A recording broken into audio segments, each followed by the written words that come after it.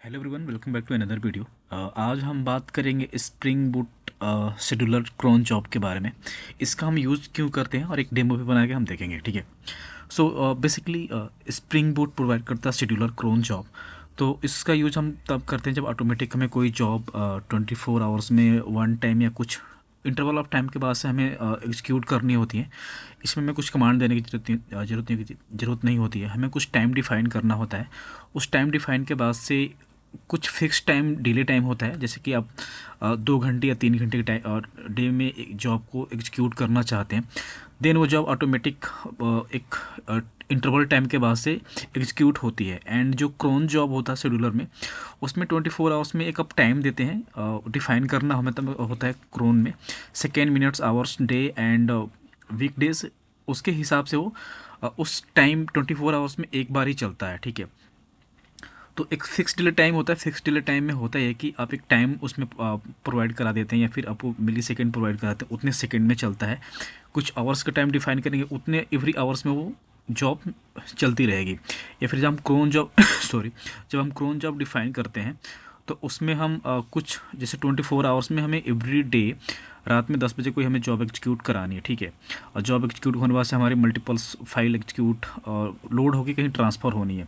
तो उस केसेस में हम इस स्प्रिंग बूट शेड्यूलर का हम यूज़ करते हैं और वो जॉब एग्जीक्यूट होती है, ताकि हमारी जितने भी पूरे डे का डेटा प्रोसेस होने के बाद से जहाँ भी हमें भेजना होता है, सेंड होता है, डेटाबेस में लोड होते हैं, फिर जहाँ से भी लेके हम से भेज सकते हैं।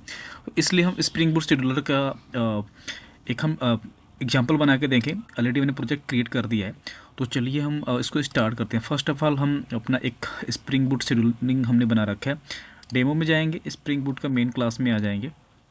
ओके, सो यहाँ पे सबसे पहले हमें एक एनोटेशन लगानी होती है।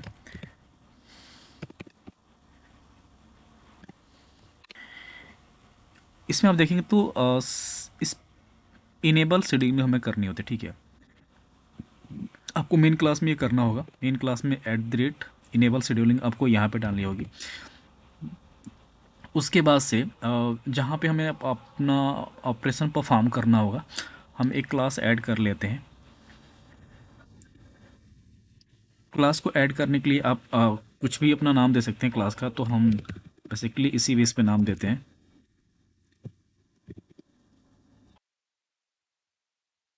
Scheduled task. ओके,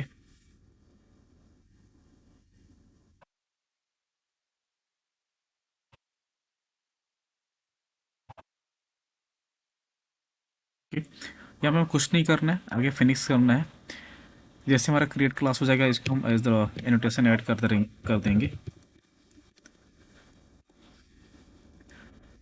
एंड हमें लॉगर की भी ज़रूरत पड़ेगी, तो हम स्टार्ट कर लेते हैं।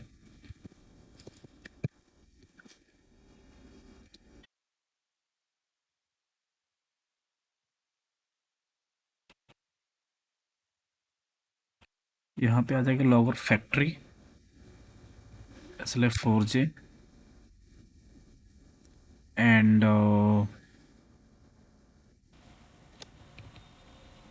क्लास नेम, तो हम ये ले लेंगे। एंड गेट क्लास नेम हमारा क्या, शेड्यूल्ड टास्क। तो हमें यहाँ पे डॉट क्लास। ओके, कुछ कह रहा है ये, सो लेट फिक्स इट, हम उसको फिक्स करते हैं। इंपोर्ट करने के लिए बोल रहा है, सॉरी। सो हमें SLF सेकेंड वाले को इंपोर्ट कर लेंगे। देन हम अब नीचे आ जाते हैं। नीचे हमें क्या बनाना है, अपना शेड्यूलर। सो एक हम बना रहे हैं शेड्यूलर।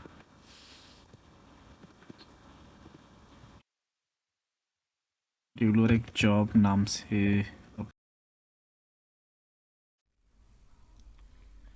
एंड उसके बाद से हम जब मेथड बना लेंगे शेड्यूलर जॉब का, सो उसको ऊपर हम डिफाइन करेंगे एक एनोटेशन @शेड्यूल्ड, जो सबसे पहले दिख रहा है। ओके, देन हम यहाँ पे डिफाइन करते हैं एंड ब्रैकेट में @शेड्यूल दिखे ना, हमें हटाना होगा।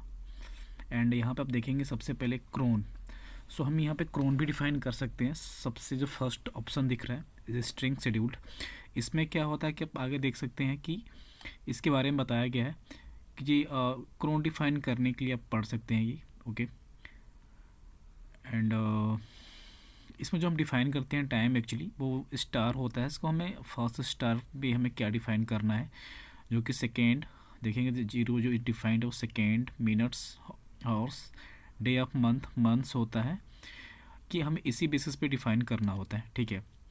वीक डेज भी हम इसमें डिफ़ाइन कर सकते हैं, हमें मंडे टू फ्राइडे चलानी है। ओके। सो नीचे देखिए, जीरो जो फर्स्ट पे है सेकेंड है, सेकेंड पे मिनट्स है, थर्ड पे आवर्स, फोर्थ पे day of months, then months है। ओके। डे ऑफ वीक जो ऑलरेडी आप देख रहे हैं मंडे टू फ्राइडे डिफाइंड है कि जो जॉब क्रॉन चलेगा मंडे टू फ्राइडे ही चलेगा, जो भी हम टाइम डिफाइन करेंगे। ओके। तो इसलिए हम क्रोन यूज़ करते हैं।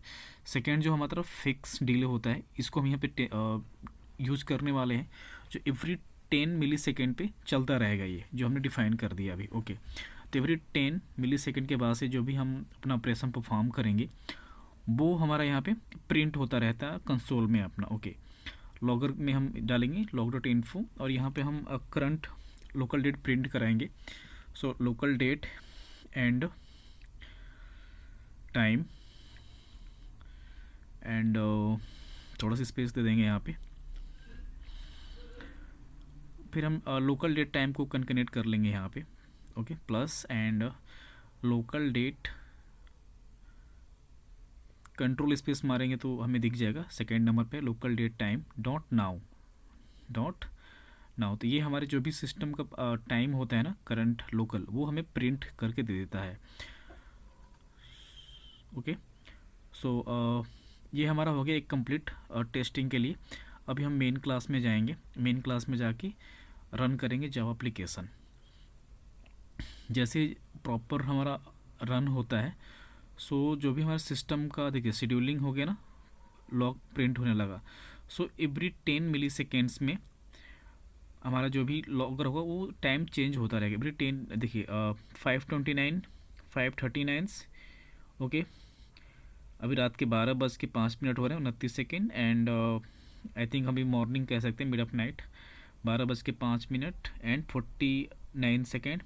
एवरी 10 मिली सेकेंड्स में ये टाइम चेंज होता रहेगा, इसका मतलब लॉग प्रिंट होते रहेंगे, क्योंकि हमने ऊपर टाइम डिफाइन किया था 10 मिली सेकेंड। ओके। तो एवरी 10 मिली सेकेंड्स में शेड्यूलर चलेगा और जो भी लॉग हमने उसमें डाल रखा है, जो भी हमारा ऑपरेशन है वो यहाँ पे परफॉर्म होता रहेगा। तो हमने लोकल डेट एंड टाइम के लिए डाला था।